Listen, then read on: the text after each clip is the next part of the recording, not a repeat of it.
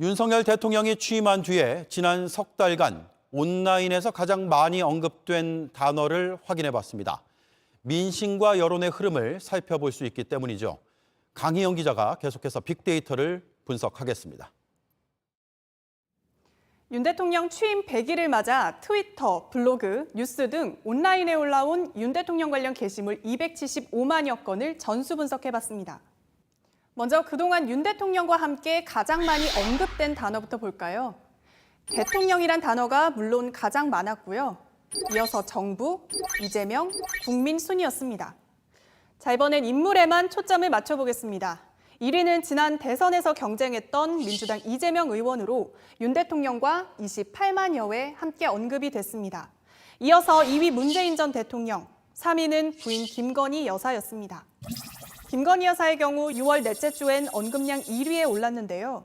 이 시기엔 김 여사가 전직 대통령 영부인들을 예방하면서 대외 활동을 늘렸고요. 그 과정에서 봉하마을의 지인을 동행했다는 논란도 있었습니다.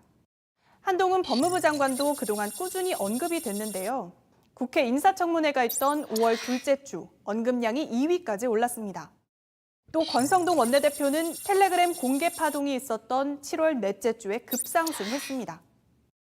이어서 지난 석 달간 윤 대통령과 함께 사용된 긍정, 부정 단어를 분석해봤습니다. 1위부터 15위까지 이렇게 15개의 단어를 꼽아봤는데요.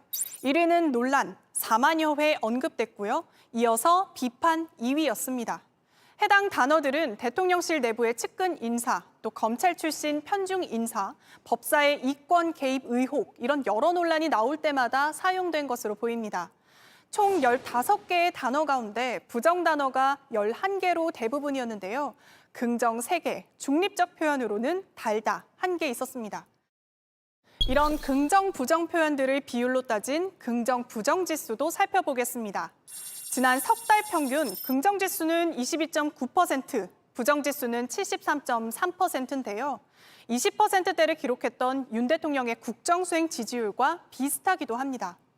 긍정지수가 가장 많이 증가했던 시점은 5월 넷째 주에서 6월 첫째 주 사이입니다. 20%포인트나 상승했는데요. 6일 지방선거를 전후로 표심이 결집했던 시기에다가 한미 정상회담이 무사히 마무리됐고 또 칸 영화제 수상 등 큰 이벤트도 있었습니다. 하지만 한 주 만에 분위기는 급반전됐는데요.